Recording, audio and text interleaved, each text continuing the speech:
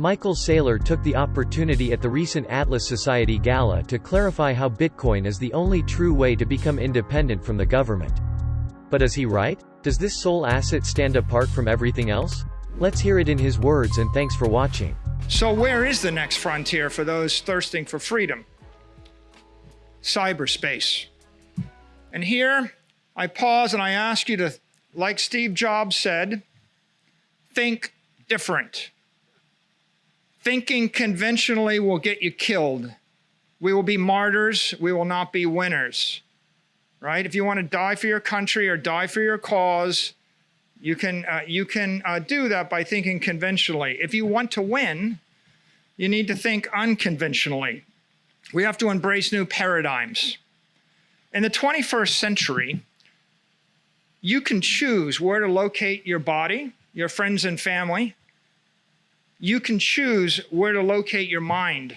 You can spend your time on Twitch or Netflix or YouTube or Reddit or reading whatever you like. There's infinite. You can be wherever you want to be with any group you want to be in cyberspace, in your head. You can also choose where to locate your business, your P&L. Where do you generate cash flow in order to pay your expenses? You want that to be a streaming YouTube channel? You want that to be a bakery on Venice Beach? You choose. There are consequences. And finally, you can choose where to place your wealth. That is, what will your bank be? How will you store your life savings? Every dime that you earn this year will be stored where? You don't have to work where you live, and you don't have to think where you live, and you don't have to store. If you live in Venezuela and you make money in pesos, or sorry, in Bolivar, or if you live in Argentina and you're making pesos, you don't have to save your pesos in an Argentine bank. You could choose to place your wealth in a different location than your business interests while your mind is in one place and your body is in another. So how did crypto change the game? A game that has been seemingly rigged since before any of us can remember? The idea of crypto, or the great achievement of Satoshi Nakamoto, is the concept of creating a truly decentralized network, giving it to billions of people, allowing people to in a decentralized way, protect that network, support that network, serve that network, benefit from that network, transcending the constraints of a CEO, a corporation, a country, a city, a company. What if we could create something which is truly utilitarian, egalitarian, economically and philosophically empowering computer network created on the strength of the power of cryptography?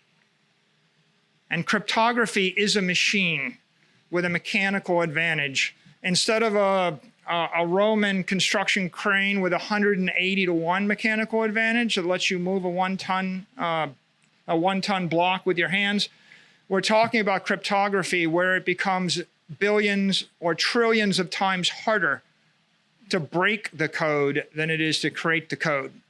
It's a trillion to 1 advantage. It's a quadrillion to 1 advantage.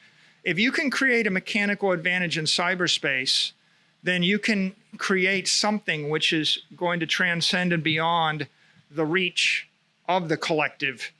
And you finally have a tool with which to fight back.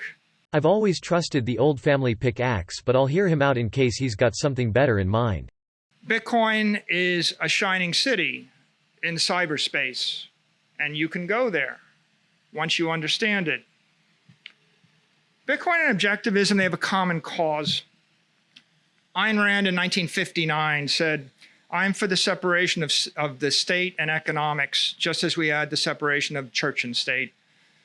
Whereas Hayek in 1984 said, "I don't believe we shall ever have good money again before we take the thing out of the hands of the government. That is, we can't take it violently out of the hands of government. All we can do is by some sly, roundabout way, introduce something that they can't stop." Clearly, both movements are thinking about separating economics from the state and from the collective. The difference is for thousands and thousands of years, the technology for doing that was imperfect.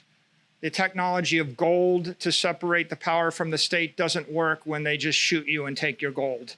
The technology of cows or tobacco or fiat currency or buildings, they don't work that well to separate economics from the state. So although this was an ideal and aspiration, we never had the technology to realize it. January 3rd, 2009 is the singularity. That's the point at which Satoshi Nakamoto developed the technology to transfer value through space without a trusted third party. Now, people say that a lot. They say he solved the Byzantine generals problem. But if you can transfer something of value through cyberspace without a trusted third party, that means you can manifest something of value in cyberspace without a trusted third party. That means you can create and store and transfer energy in the digital realm. The creation of digital property, digital money, digital energy, and digital matter was therefore affected on January 3rd, 2009. I remember my great-great-grandbot telling me about this. That's when he got his first mining job.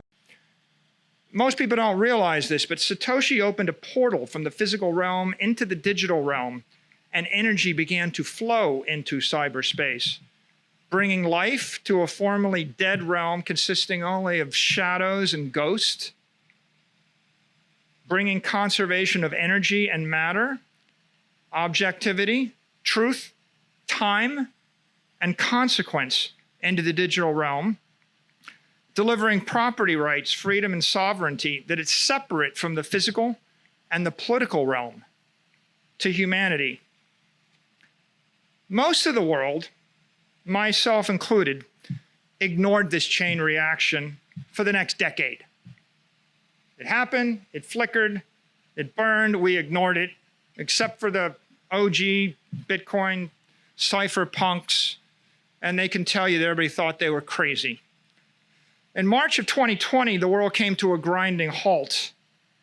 Suddenly, billions of people woke up to the prospect of an economic collapse, losing faith in their institutions and their governments. On August 10th, MicroStrategy, struggling with this existential crisis, adopts the Bitcoin standard. At that point, I concluded the road to serfdom is working exponentially harder for a currency growing exponentially weaker. And we saw an escape from economic slavery in the form of what we thought was digital gold. But as I've explained, it turned out to be much more than digital gold. Thanks for tuning in, and we'll see you next time.